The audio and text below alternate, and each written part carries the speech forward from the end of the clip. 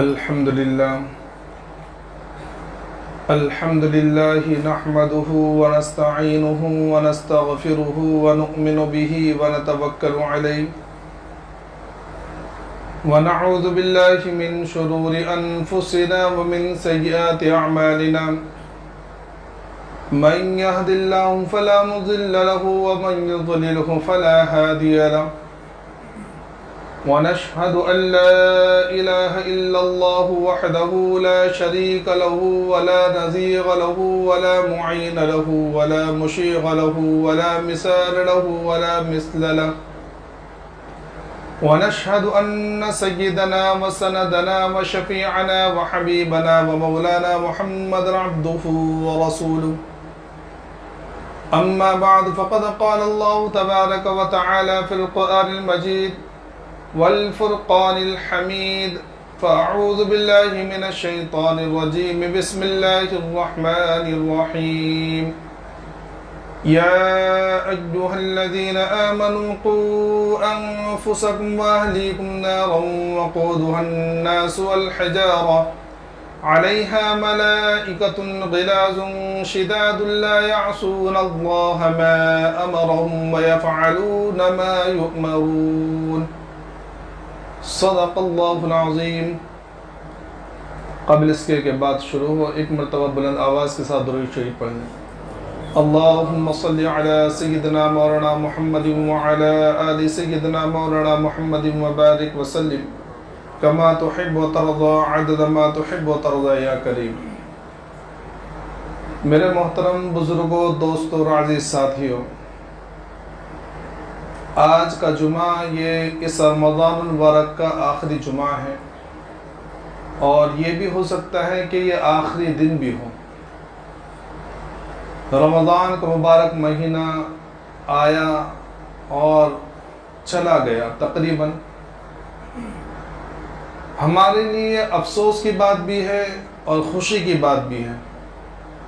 جن لوگوں نے اس مہینے کے اندر اللہ تبارک و تعالیٰ کو اپنی محنت دکھائی، اپنے عبادت کر کے دکھائی، اللہ کے سامنے روئے گڑ گڑائے اور اللہ سے اپنی مغفرت کرا لی، ان لوگوں نے اپنے رمضان کو بھنا لیا، اپنے رمضان کو قبول کروا لیا، تو ان کے لیے خوشی کا مقام ہے۔ اور جن لوگوں نے اس رمضان میں بھی غفلت برتی، رمضان سے پہلے جیسا ماحول تھا، رمضان سے جیسے معمول تھا، رمضان سے پہلے جیسے کام کیا کرتے تھے، اس رمضان میں بھی ویسے ہی کام کرتے رہے، ویسے ہی بے رغبتی کرتے رہے، ویسے ہی نمازوں سے بے پرواہی اور عبادات سے لاپرواہی کرتے رہے، تو ان کے لیے بہت ہی بڑا افسوس کا مقام ہے۔ کیونکہ یہ مبارک مہینہ ضروری نہیں کہ دوبارہ ہمیں مل جائے۔ کتنے لوگ ہوتے ہیں جو اس رمضان میں ہوتے ہیں، درمیان میں انتقال ہو جاتا ہے، اگلا رمضان ان کو نہیں ملتا۔ ان سے جا کے پوچھو اس کی قدر و قیمت، کہ وہ ایک ایک روزے کے لیے اور رمضان کی ایک ایک ساعت کے لیے تڑپ رہے ہوتے ہیں کہ کاش ہمیں ایک ساعت، ایک گھڑی مل جاتی جس میں ہم اللہ سے دعا کر کر اپنی مغفرت کرا لیتے۔ تو یہ رمضان کا مبارک مہینہ ہے، جا رہا ہے ہم سے۔ آج جو ہے یہ اس کا آخری جمعہ ہے۔ رمضان کے اندر اللہ کے رسول صلی اللہ علیہ وسلم نے 4 عمل اس امت کے لیے بتلائے تھے کہ 4 عمل خصوصی طور پر اس رمضان میں کرنا۔ کیا 4 عمل تھے وہ؟ کہ سب سے پہلے تو یہ کہ لا الہ الا اللہ کی کثرت، خوب لا الہ الا اللہ پڑھتے رہنا، اٹھتے بیٹھتے جاگتے سوتے، جب موقع ملے جب لا الہ الا اللہ لا الہ الا اللہ۔ اور یہ تو اتنا آسان ورد اور اتنا آسان وظیفہ ہے کہ انسان کاروبار کر رہا ہے، دکان پہ بیٹھا ہوا ہے، کپڑے بیچ رہا ہے، دوسرے کام کر رہا ہے، ملازمت کر رہا ہے، کپڑے سی رہا ہے، جو بھی کچھ کر رہا ہے اپنی زبان سے کرتے رہو لا الہ الا اللہ لا الہ الا اللہ۔ اس لیے اتنا آسان کر دیا اللہ تبارک و تعالیٰ نے۔ تو سب سے پہلا عمل جو خصوصی طور پہ اس رمضان میں کرنا چاہیے تھا وہ یہ کہ لا الہ الا اللہ کی کثرت۔ دوسرا عمل کہ استغفار کی کثرت، خوب اللہ سے معافی، خوب اللہ سے معافی کہ اللہ ہم گنہگار ہیں، جہاں موقع ملا جب موقع ملا اللہ سے استغفار کرتے رہیں۔ یوں تو رمضان کے علاوہ ہر دن استغفار کرتے رہنا چاہیے۔ اللہ کے رسول صلی اللہ علیہ وسلم کے بارے میں آتا ہے، صحابہ کرام فرماتے ہیں کہ ہم نے کبھی کبھی ایسا بھی ہوتا کہ ایک ایک مجلس میں ہم اللہ کے رسول صلی اللہ علیہ وسلم کی زبان مبارک سے 100 سے زیادہ مرتبہ استغفار کے کلمات سن لیتے ہیں۔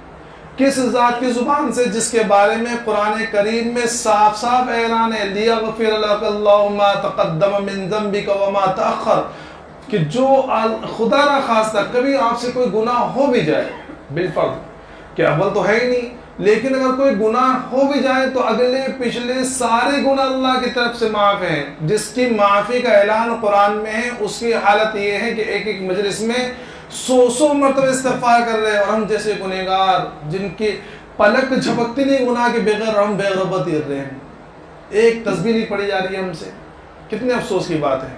تو دوسرا عمل یہ ہے کہ استغفار کی کثرت، خوب اللہ سے معافی مانگنا، اور تیسرا عمل یہ ہے کہ جنت مانگنا اللہ سے، جنت کی طلب کہ اللہ سے معافی مانگے اور اللہ کو بتلائے کہ اللہ ہمارے نہ اعمال ایسے ہیں نہ ہمارا کردار ایسا ہے، ہماری کوئی چیز ایسی نہیں ہے کہ تجھ سے جنت مانگے، لیکن تیری رحمت کے امیدوار ہیں، تیری رحمت سے ہمیں امید ہے کہ تو ہمیں جنت میں داخل فرمائے گا۔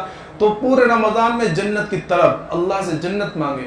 جنت کو سجایا جاتا ہے، اللہ رب العزت کی طرف سے اعلان ہوتا ہے کہ جنت کو سجاؤ، کس کے لیے؟ امت محمدیہ کے لیے، جو میرے بندے روزے رکھنے ان لوگوں کے لیے جنت کو روزانہ آراستہ کیا جاتا ہے، سجایا جاتا ہے رمضان کے اندر۔ تو تیسرا کام جنت کی طلب۔ چوتھا کام یہ جہنم سے پناہ مانگنا۔ کیا ہے؟ جہنم سے پناہ، کہ اللہ ہمیں جہنم سے ہماری حفاظت فرما۔ بڑی سخت چیز ہے، اور آج میں چاہتا ہوں تھوڑی سی بات جہنم کے تعلق سے ہو جائے، کیونکہ یہ آخری عشرہ ہے، یہ جہنم سے خلاصی کا عشرہ ہے۔ کتنی غفلت سے رمضان گزر گیا کہ پہلا عشرہ رحمت والا، دوسرا عشرہ مغفرت والا، اگر دوسرے عشرے میں مغفرت نہ ہوئی اور تیسرے عشرے میں جہنم سے خلاصی کا ہمارا پروانہ نہ ملا تو کتنا افسوس کی بات ہے ہمارے لیے۔ اور یہ اگر آج کی رات یا اگر آخری رات ہے تو آقا مدنی محمد عربی صلی اللہ علیہ وسلم کے فرمان کے مطابق تقریباً 1 کروڑ لوگ، 1 کروڑ آج کے دن افطار کے وقت میں 1 کروڑ ایسے لوگوں کو جہنم سے خلاصی ملتی ہے جن کے جہنم میں جانے کا اللہ کی طرف سے، اور ان کے اعمال کی وجہ سے جہنم میں جانا فرض ہو چکا ہے، واجب ہو چکا ہے۔ ایسے لوگوں کی تقریباً 1 کروڑ لوگوں کی مغفرت سے مغرب کے ٹائم پر ہوتی ہے۔ سوچو اگر اس میں بھی ہمارا نام نہ تو کیسے؟ تو آج تو ہونا یہ چاہیے کہ آج اگر چاند رات ہو بھی جائے تو ہمارا معمول تو یہ ہونا چاہیے کہ عصر کے بعد سے ہی بس اللہ کے سامنے دھرنا لے کے بیٹھ جائیں۔ جو لوگ اعتکاف میں بیٹھے وہ تو بیٹھے بھی ہیں، لیکن جو لوگ اعتکاف میں نہیں بیٹھے کم از کم آج تو کچھ کما لیں، آج تو اللہ کے سامنے رو لے گڑ گڑا لیں، ورنہ ہمارا معمول تو اتنا غفلت والا ہوتا ہے نا کہ شیطان تو بہت بعد میں آتا ہے۔ بھائی شیطان کب چھوٹے گا؟ جب رمضان کا مہینہ ختم ہو جائے گا، چاند دکھ جائے گا۔ اور ہم لوگوں کے یہ تو معلوم پڑ گیا کہ بھئی عرب میں چاند ہو گیا، عید ہو رہی ہے، اب تو ہم لوگ پکا کہیں نہ کہیں سے چاند نکال ہی لیں گے۔ ہندوستان والے چاند نکالنے بڑے، خاص طور پر عید کا چاند نکالنے میں اتنے مشہور ہے ہندوستان والے کہ اگر عرب کا چاند ہو جائے نا تو کہیں نہ کہیں سے چاند منگوا لیتے ہیں، کرناٹک سے، آسام سے، کہیں نہ کہیں سے۔ تو ہمیں معلوم ہے کل عید ہو سکتی ہے، تو آج جو اثر بعد سے جو معمول بنے گا کل کی تیاری کا، تو وہ شیطان بعد میں چھوٹے گا۔ پہلے ہمارے نفس جو ہمیں بہکاتا ہے اور جو گناہ کی طرف رغبت ہوتی ہے ہماری، اور جو گناہ کی طرف دوڑ لگتی ہے، ایسے لگتا ہے کہ ہم پتہ نہیں کون سی جیل سے چھوٹ کر آ رہے ہیں، ہم کتنا اچھا کام کرنے جا رہے ہیں۔ آپ اگر چاند دیکھ بھی جائے تو آپ مغرب کے بعد، حالانکہ یہ رات کون سی ہے؟ یہ رات لیلۃ الجائزہ کی رات ہے، انعام والی رات، اللہ کی طرف سے انعام ملتا ہے آج کی رات میں۔ اگر یہ چاند عید الفطر کی رات ہے تو یہ لیلۃ الجائزہ، انعام والی رات، اللہ کی طرف سے انعام مل رہا ہے، اور ہم کیا کر رہے ہیں؟ حرام کاری میں مبتلا ہونے جا رہے ہیں۔ کیا کرنے جا رہے ہیں؟ جو نوجوان ہیں یا بوڑھے بھی یہ داڑھی کٹواتے ہیں، رمضان میں تھوڑی بہت شرافت کی وجہ سے داڑھی رکھ لی کہ رمضان کے روزے رکھ رہے ہیں، سب سے پہلا اپوائنٹمنٹ لے کے رکھتے ہیں پہلے کہ بھئی رمضان کے چاند دکھ جائے فوراً میرا نمبر 8 ہوا، پہلا، تیسرا، چوتھا نمبر لے کے رکھے ہوئے ہیں، جہاں چاند دیکھا فوراً حجام کے پاس پہلے یہ صاف کریں۔ یہ اللہ کو ہم اپنے اعمال دکھا رہے ہیں، کیا ہم شیطان کو دوش دیں گے؟ بھائی اب تو ایسا لگتا ہے کہ شیطان اے سی وغیرہ لگا کے چادر تان کے سو گیا، ہم خود شیطان کے بالکل نقش قدم پہ چل رہے ہیں۔ کہ وہ مبارک مہینہ گزارنے کے بعد کہ جس مہینے کے اندر اللہ کی طرف سے مغفرت کی بارش ہوتی ہے، انعامات کی بارش ہوتی ہے، اور اللہ کی طرف سے رحمتیں برس رہی ہوتی ہیں، وہاں جو رات آتی ہے لیلۃ الجائزہ کی انعام والی رات، وہ رات ہم گناہوں میں گزار رہے ہیں۔ سب سے پہلے اللہ کی نافرمانی کرنے میں، مرد اور عورتیں خوب، بازار پورے عورتوں سے بھرے ہوئے ہوتے، کھچا کھچ بھرے ہوئے، کہ پتہ لگتا نہیں کہ بھئی کیا کر رہے ہیں یہ لوگ۔ کیا عورتوں کے لیے پردہ نہیں ہے؟ بازار عورتوں کے لیے. اللہ کے رسول صلی اللہ علیہ وسلم فرمایا کہ روئے زمین پر اللہ کو سب سے زیادہ ناپسندیدہ چیز جو ہے یا ناپسندیدہ جگہ جو ہے وہ بازار ہے. اور ہم اس اللہ کو جو مغفرت کرنے کے لیے بیٹھا ہوا ہم اس اللہ کو اس ناپسندیدہ چیز جگہ پہ جا کے دکھاتے ہیں کہ ہم یہاں جائیں گے بھائی. کہ مرد ہیں گناہوں کی طرف دوڑیں گے, عورتیں ہیں اتنا بڑا گناہ عورتوں کا, خاص طور پر آج میں جگہ کا نام نہیں لوں, میں ابھی 2-3 دن پہلے گیا اس علاقے میں, تو میں نے دیکھا کہ اچھی با پردہ خواتین بیٹھی ہوئی ہیں اور اس میں مرد ہیں, ہندو بھی مرد اور مسلم بھی مرد, مردوں سے مہندی لگوا رہی ہیں. عورتیں غیر محرم مردوں سے اپنے ہاتھ ان کے ہاتھ میں دے کر مہندی لگوا رہے. مہندی لگانے سے کون سا فرض تھا کہ جس عمل کو کرنے کے لیے تم حرام کاری کے اندر مبتلا ہو رمضان کے اندر؟ برقعے پہن کے بیٹھی ہوئی ہیں, کوئی بغیر برقعے کے بیٹھی ہوئی ہیں, لگانے والے مسلمان بھی ہیں, غیر مسلم بھی ہیں, سارے مرد بیٹھے ہوئے ہیں. ان مردوں کے ہاتھ میں, غیر محرم مردوں کے ہاتھ میں اپنے ہاتھ دے کے مہندی لگوا رہی ہیں. یہ اللہ کی رحمت کا ہم حق ادا کرنے جا رہے ہیں, یہ اللہ سے ہم مغفرت کروانے جا رہے ہیں رمضان کے اندر. بھائی کون سی ضرورت ہے مہندی کی؟ بھائی ایسی فرض ہے, واجب ہے, کیا ہے؟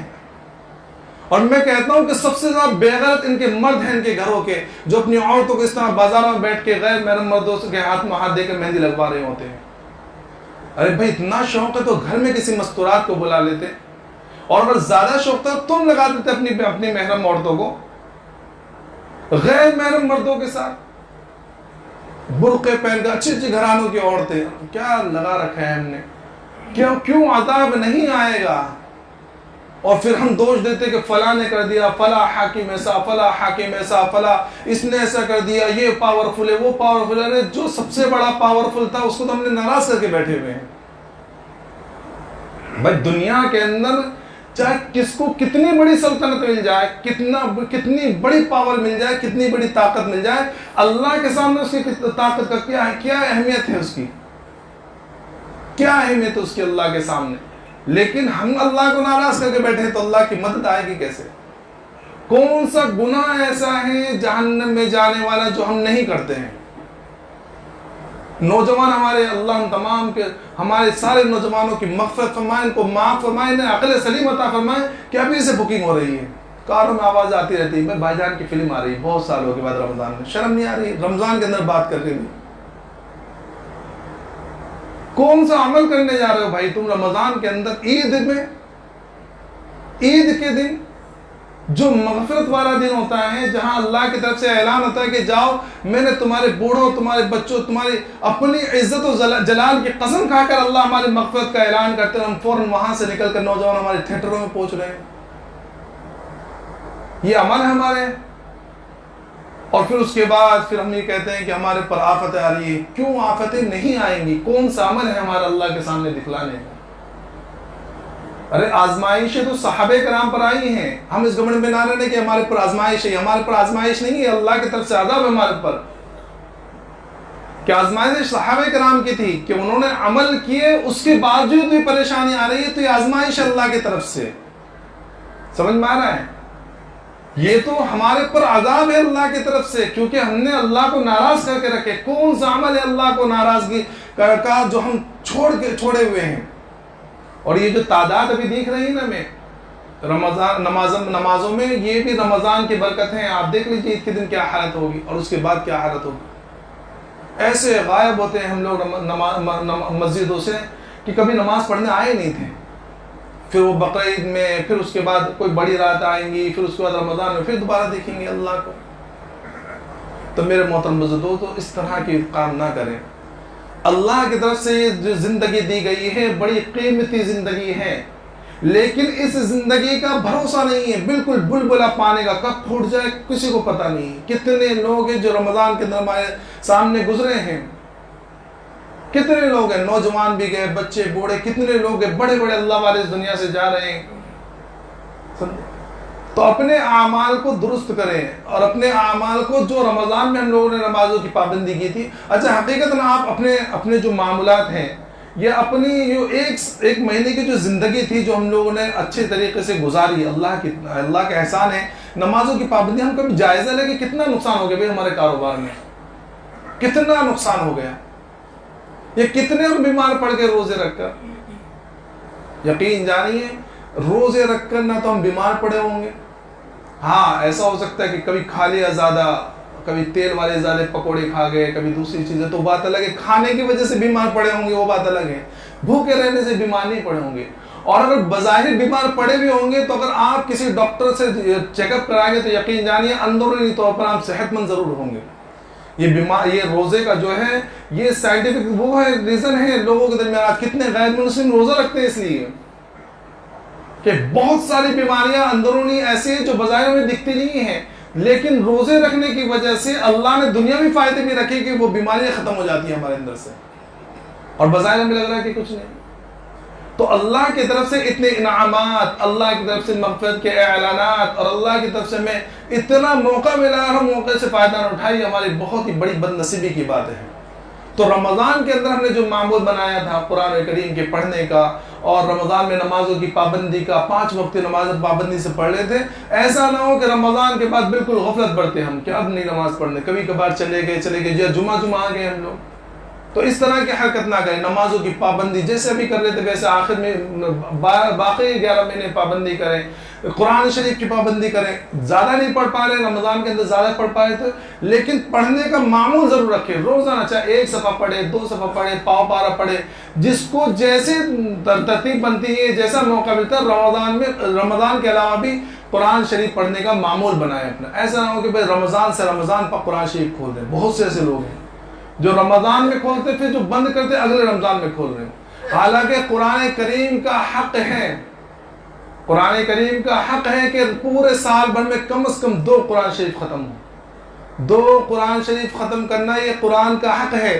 اور جب ہم جیسے لوگ اپنے حق اللہ کے سامنے مانگنے کے لیے تیار ہیں کہ فلاں نے میرا حق کھا لیا، فلاں نے میرا، تو کیا قرآن شریف چھوڑے گا ہمیں؟ ہاں.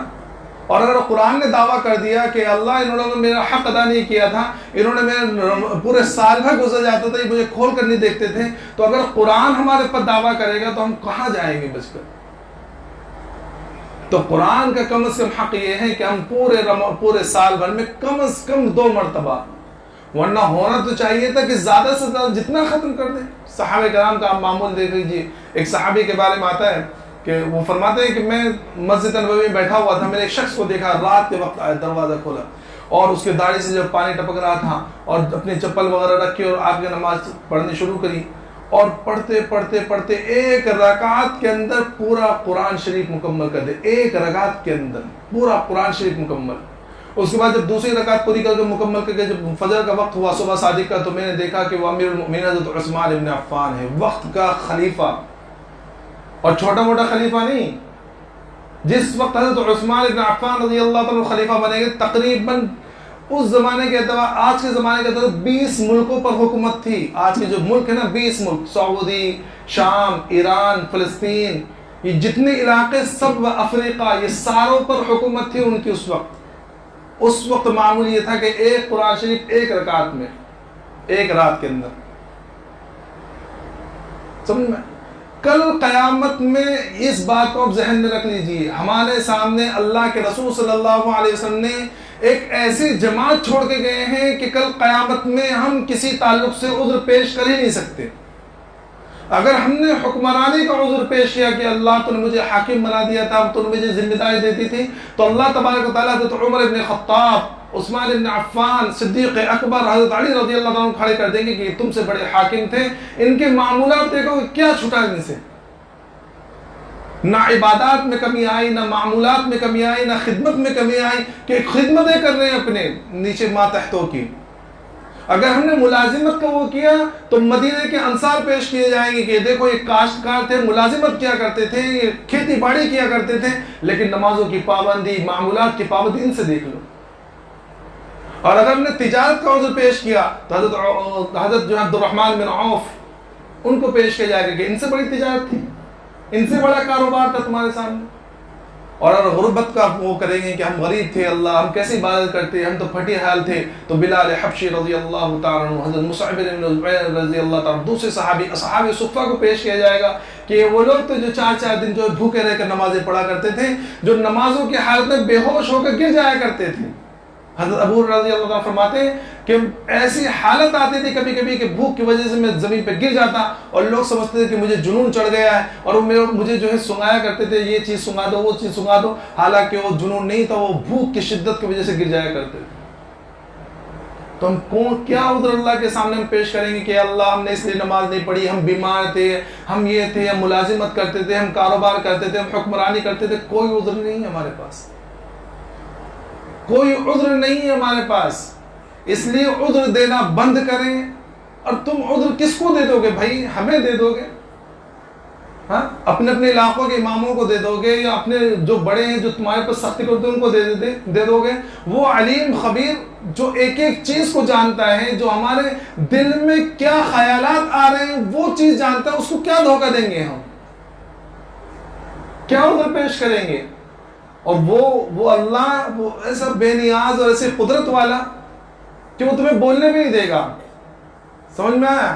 تمہیں بولنے بھی نہیں دے گا، تمہارے منہ کے اوپر پٹی لگا دی جائے گی اور تمہارے اعضاء گواہی دیں گے کہ اللہ اس نے یہ گناہ کیے تھے، اس نے یہ گناہ کیے تھے۔ زمین گواہی دے گی کہ اللہ اس نے یہ گناہ کیے تھے، اور پھر ساری چیزیں اس کے بعد پھر بیٹھے ہوئے ہیں ہمارے کرامن کاتبین جو فرشتے ہیں وہ تو ہیں، وہ نام اعمال پیش کریں گے کہ ایک ایک چیز لکھی ہوئی ہوگی۔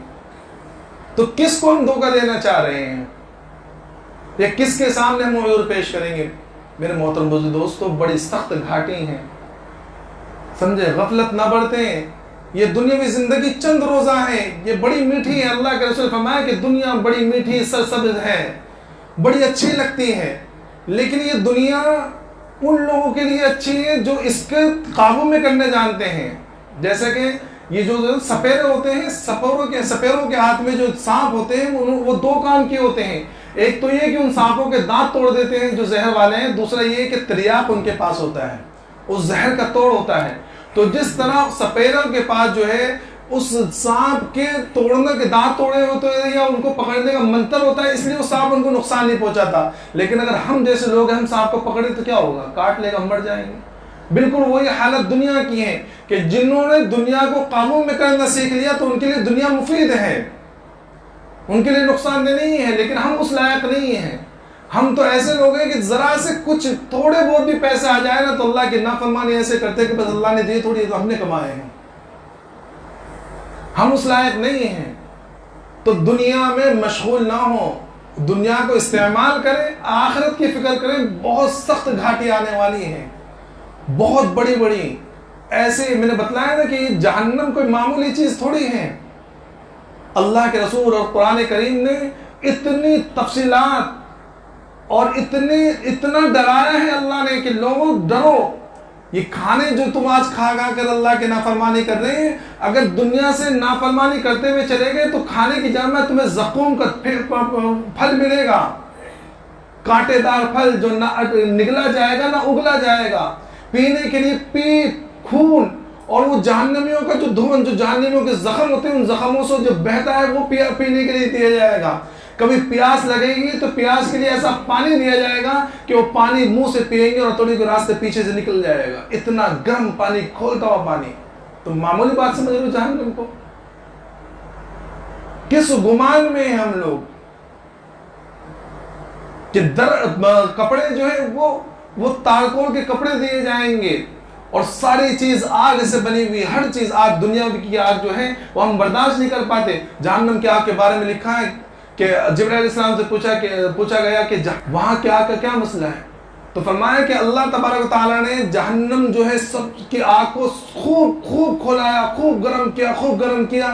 1000 سال تک جب گرم کیا جہنم کی آگ کو تو وہ سرخ ہو گئی، لال کلر کی۔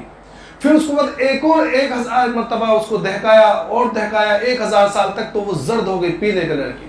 پھر اس کے بعد ایک اور مرتبہ 1000 سال تک اس کو دہکایا تو وہ بالکل کالی ہو گئی، اور اس وقت بالکل تاریک ہے اس کی جو لپٹیں اٹھتی ہے آگ کی، جہنم کی آگ کی، وہ بالکل کالی، بالکل تاریک۔ جب آدم علیہ السلام کو دنیا میں بھیجا گیا تو اللہ تبارک و تعالیٰ نے جبرائیل سے کہا کہ جبرائیل جاؤ، آدم کو جو ہے دنیا کے اندر آگ کی ضرورت پیش آئے گی، جہنم کے دروغہ مالک سے کہو کہ ذرا سی آگ دے دے تاکہ دنیا میں جو ہے آگ کو ان کو جلانے کا ذریعہ ہو جائے۔ تو جبرائیل علیہ السلام آئے مالک کے پاس میں، وہ کہا کہ آگ دے دے۔ تو مالک نے کہا کہ جبرائیل کتنی چاہیے؟ تو حضرت جبرائیل نے کہا کہ کام کو ایک چھوارے کے برابر دے دو۔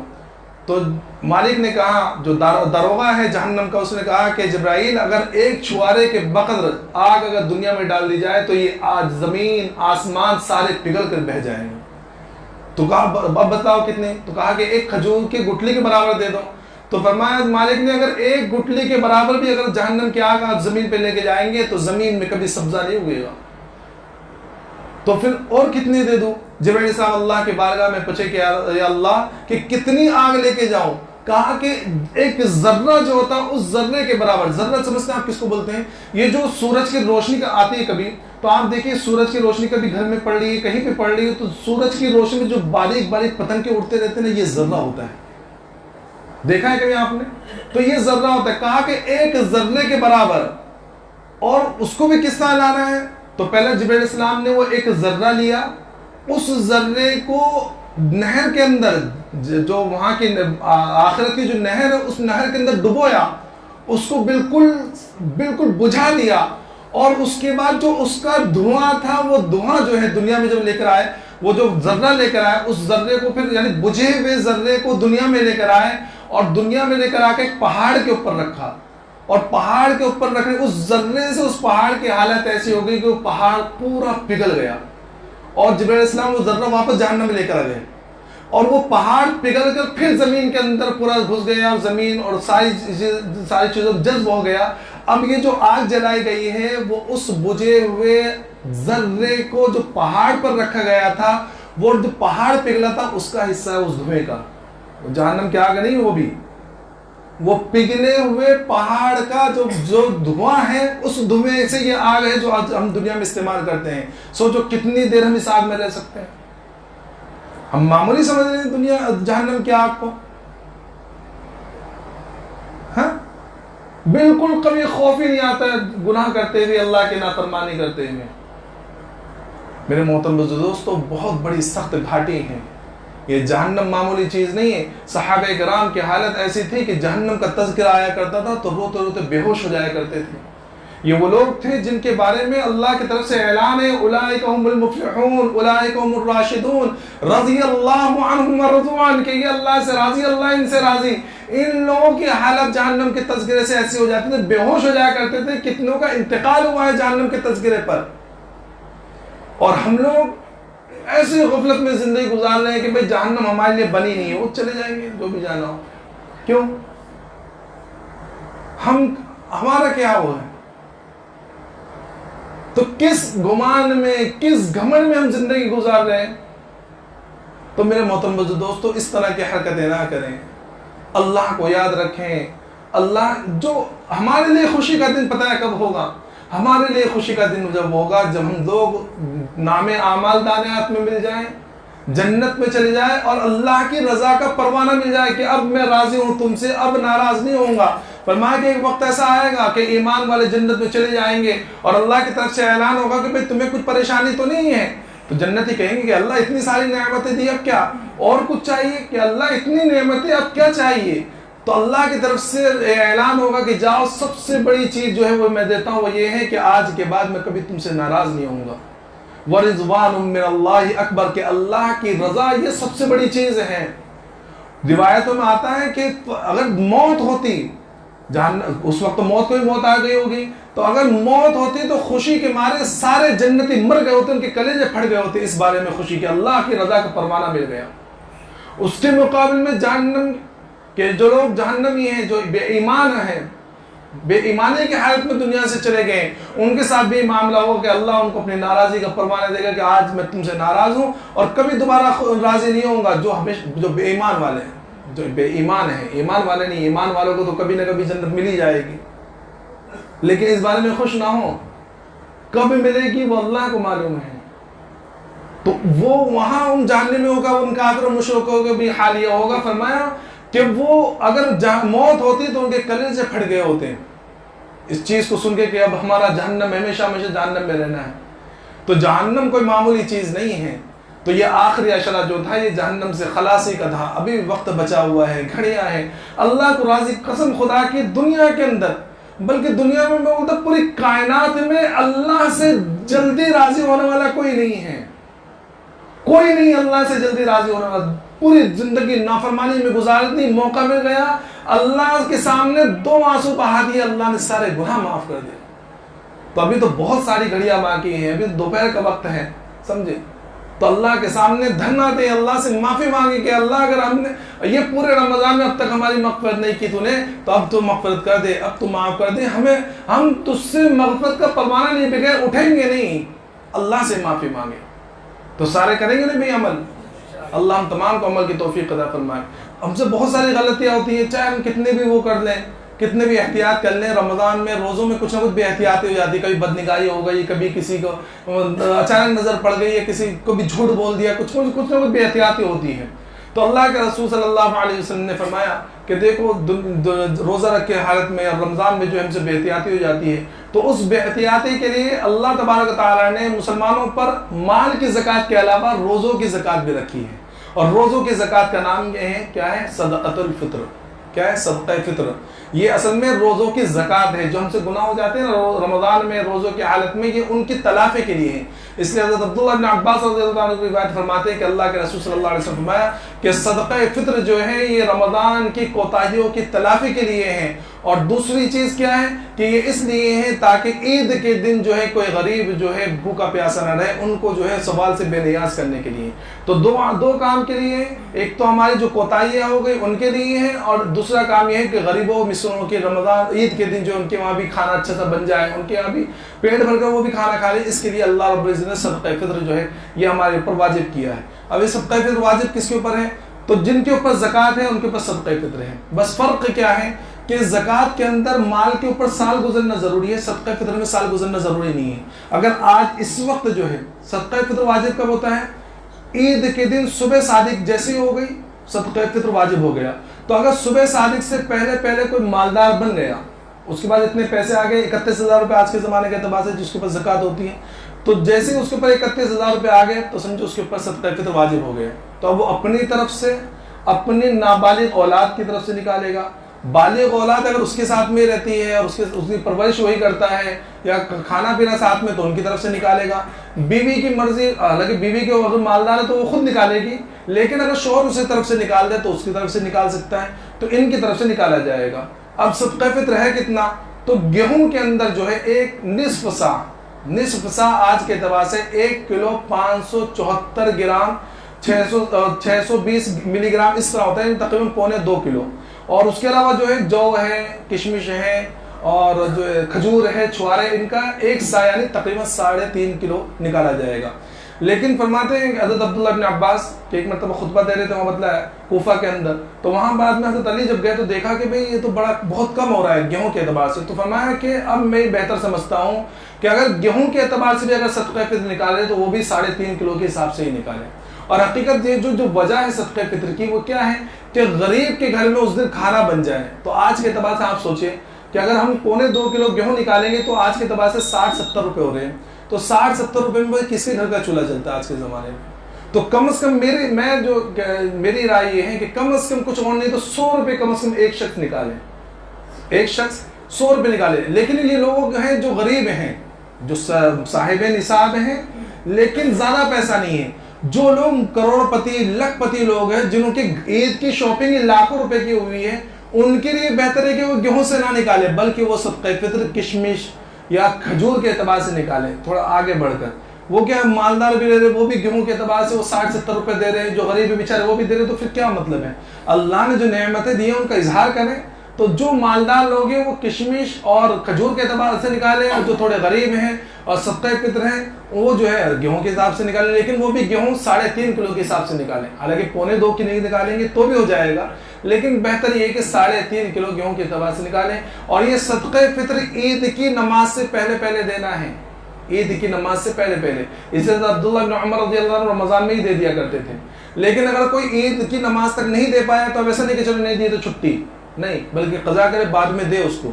تو اپنی طرف سے اپنے نابالغ اولاد کی طرف سے صدقہ فطر ادا کرنا ہے، اور جو بالغ ہیں ان کی طرف سے دے سکتے ہیں، بیوی کی طرف سے دے سکتے ہیں، اور ان کا مطلب وہی ہے جو غریب ہیں اور جو زکوٰۃ جن کو دے سکتے ہیں ان کو صدقہ فطر بھی دے سکتے ہیں۔ اللہ تبارک و تعالیٰ تمام کو کہنے سننے کے ساتھ عمل کی توفیق عطا فرمائے۔ وآخر دعوانا الحمد للہ رب العالمین۔